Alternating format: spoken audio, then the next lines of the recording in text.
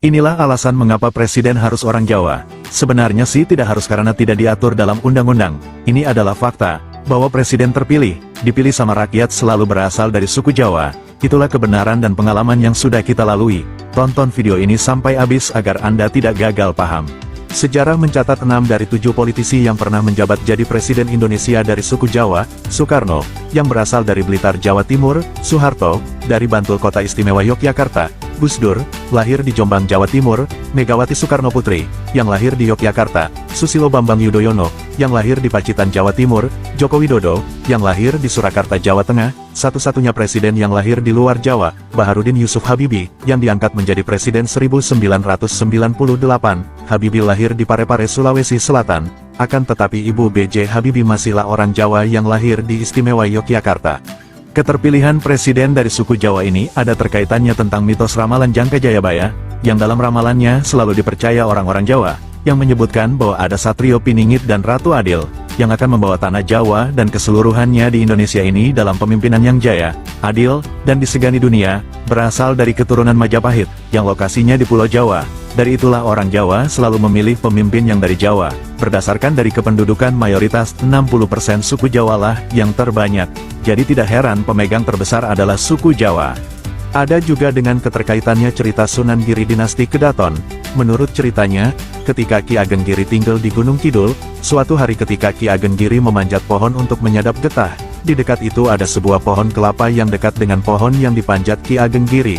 Pohon kelapa itu selamanya belum pernah berbuah namun akhirnya berbuah. Pada saat itu buahnya hanya satu dan masih muda. Ki Ageng Giri mendapat bisikan gaib.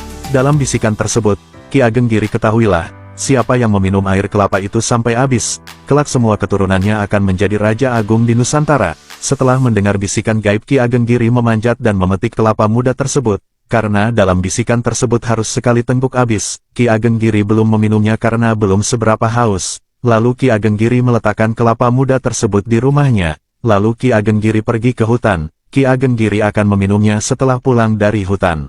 Ketika Ki Ageng Giri pergi ke hutan demi mendapatkan kehausan yang sangat, temannya Ki Ageng Pemanahan datang lalu duduk sambil memanggil-manggil Ki Ageng Giri. Setelah tidak ada jawaban, Ki Ageng Pemanahan melihat kelapa muda tersebut. Karena perjalanan Ki Ageng Pemanahan yang sangat jauh, dan haus yang sangat, lalu diminumnya lah air kelapa muda tersebut hingga habis. Setelah Ki Ageng Giri pulang dari hutan melihat kelapa muda yang sudah dibuka, Ki Ageng Giri duduk termenung dan terdiam. Ki Ageng Giri tahu manusia mempunyai takdir. Pada akhirnya Ki Ageng Giri berkata, "Siapa yang meminum air kelapa muda itu?" Lalu Ki Ageng Pemanahan menjawab, "Saya." Lalu Ki Ageng Giri berkata, "Keturunanmu akan menjadi Raja Agung yang bisa mengayomi." Mari kita lihat calon pemimpin di 2024 ini, siapa yang cocok. Anies Baswedan adalah keturunan dari Umar bin Muhammad Abdullah, yang merupakan kakek buyutnya. Umar sendiri adalah seorang pedagang Arab terkenal yang datang ke Indonesia sebelum abad ke-20. Kakek buyut Anies kemudian menikahi seorang wanita Indonesia dan memiliki seorang anak laki-laki yang menjadi kakek Anies, yaitu Abdurrahman Aswad Baswedan.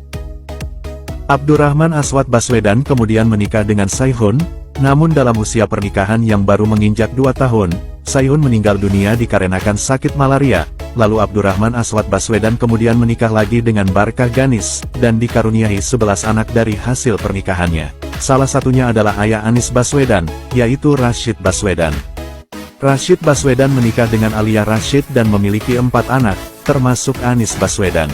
Prabowo Subianto adalah keturunan dari Temenggung Banyakwide, seorang panglima laskar Diponegoro yang berasal dari keturunan pejabat di wilayah Banyumas. Kemudian dari sang anak Temenggung Banyakwide yaitu Temenggung Mangkuprojo, lahirlah kakek Prabowo Subianto yaitu Margono Joyo Hadikusumo. Margono Joyo Hadikusumo bersama istrinya Ibu Suratmi Siswodiharjo, dikaruniai 3 anak diantaranya Subianto, Sujono dan Sumitro Joyo Hadikusumo. Sumitro Joyo Hadikusumo adalah ayah dari Prabowo Subianto bersama ibunya Dora Mary Sigar, gadis keturunan dari Philip F.L. Sigar, yang merupakan seorang pejabat dari Manado pada era Hindia Belanda. Buyut dari garis ayah Ganjar Pranowo yaitu Danu Wiono, adalah keturunan Sunan Kalijaga. Kemudian memiliki anak yaitu Mangku Wirono. Dan Mangku Wirono adalah ayah dari ayahnya Ganjar yang bernama Pramujiwiryo. Pramujiwiryo adalah seorang polisi berpangkat sersan, mantan Kapolsek penumpas gerakan pemberontakan di Sumatera, dan memiliki istri bernama Sri Suparni. Mereka berdua dikaruniai 6 anak, Salah satunya adalah Ganjar Sungkowo. Ganjar Sungkowo adalah nama awal pemberian orang tua sebelum berganti menjadi Pranowo, itu karena Sungkowo berarti kesedihan. Mitos atau fakta memang itulah yang sudah terjadi di negara kita. Semoga bermanfaat untuk Anda.